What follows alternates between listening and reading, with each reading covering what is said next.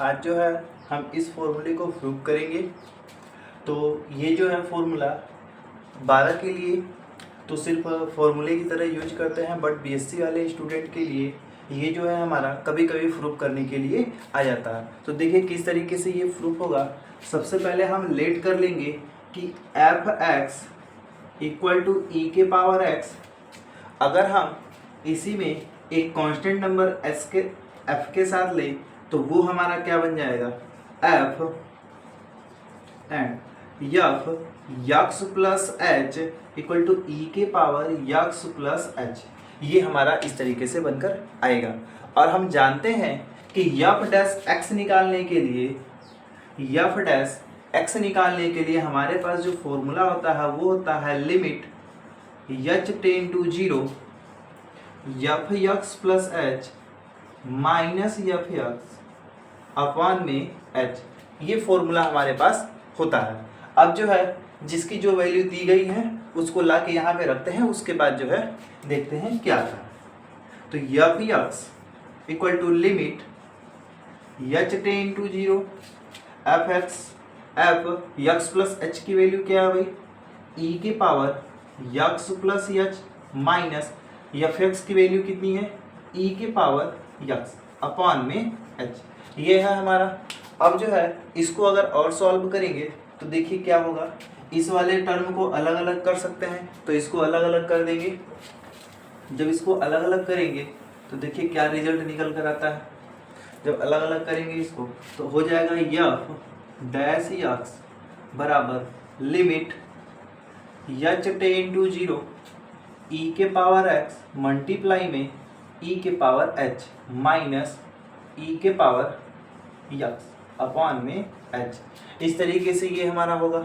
अब इसके बाद इसको जब यहाँ से ई के पावर एक्स को कॉमन ले लिया जाएगा तो ये हो जाएगा F dash X equal to limit H tends to zero E के पावर एक्स कॉमन ले लिए तो बचेगा ई के पावर एच माइनस वन और नीचे की तरफ एच। यहाँ से ई के पावर एक्स का यहाँ पे टेंड कराना है जीरो के साथ, ई के पावर एक्स को बाहर की तरफ कर लेंगे तो ये हो जाएगा यफ डैश एक्स ई के power X limit H tends to zero E के power H minus one upon H. इस तरीके से ये हमारा होगा। और आपको पता होना चाहिए कि जब लिमिट के क्वेश्चन को सॉल्व करते थे लिमिट एंड कंटिन्यूटी में, तो हम ये बताया गया था हमें कि limit H tends to zero E के power H minus one upon H, ये जो है इसकी वैल्यू जो होती है वो वन के इक्वल होती है। ये जो वैल्यू होता है ये हमारा जो है वन के इक्वल होता है। तो यहाँ पर देखिएगा ये जो है हमारा यहाँ पर यहाँ से लेकर यहाँ तक इस पूरे की वैल्यू क्या हो जाएगी भाई, वन हो जाएगी। इस पूरे की वैल्यू क्या हो जाएगी, वन हो जाएगी। जैसे ही इसकी वैल्यू वन होती है तो देखिए ये क्या बनकर आएगा, F dash X equal to E के पावर एक्स। यानी कि हमने इस रिजल्ट को किसको लिया था, हमने एफ डैश एफ एक्स को लेकर चले थे, एफ यक्स ई के पावर एक्स इसको लेकर चले थे, और रिजल्ट क्या एफ डैश एक्स करने पे भी क्या आया, यही आया। यानी कि डी डी एक्स ई के पावर एक्स को सॉल्व करने पर ई के पावर एक्स ही आएगा। यही हमें जो है इस फॉर्मूले को प्रूव करना था।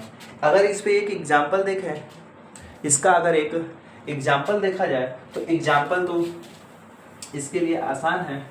एग्जांपल में बस थोड़ा सा चेंज है कि हमें क्वेश्चन मान लेते हैं, एक क्वेश्चन ले लेते हैं, उसके बाद इसको सॉल्व कराते हैं। जैसे मान लेते हैं कि y इक्वल टू ई के पावर 2x, ठीक है। अब यहाँ पे कहोगे सर इसके साथ कोई भी कांस्टेंट नंबर नहीं है, बट इसके साथ एक कांस्टेंट है। अगर इस तरीके से होता है तो सॉल्व करने के लिए अगर इसका अवकलन करेंगे, देखिए d y by d x d y by d x equal to ये जो पूरा टर्म है, अगर मान ले ये 2x जो है, ये जो 2x है मान लेते हैं इसकी जगह पे x होता है, ये मान के चले कि इसके जगह पे x होता है, तो e की पावर x की वैल्यू होती e की पावर x तो ये तो हमारा 2x ही होता। अब इस 2x का जब अवकलज करते तो x का अवकलज आपको पता ही होगा कि 1 होता है, यानी कि यहाँ पे 2 और आ जाता। और इसको सॉल्व करेंगे तो ये हमारा d d x equal to 2 के पावर 2x। अगर इसका शॉर्टकट तरीका देखा जाए तो हम ये समझें कि जो भी e के पावर में कांस्टेंट होता है वो उसके आगे की तरफ आ जाएगा और बाकी पूरा टर्म फिर से वैसे ही मल्टीप्लिकेशन में हो जाएगा।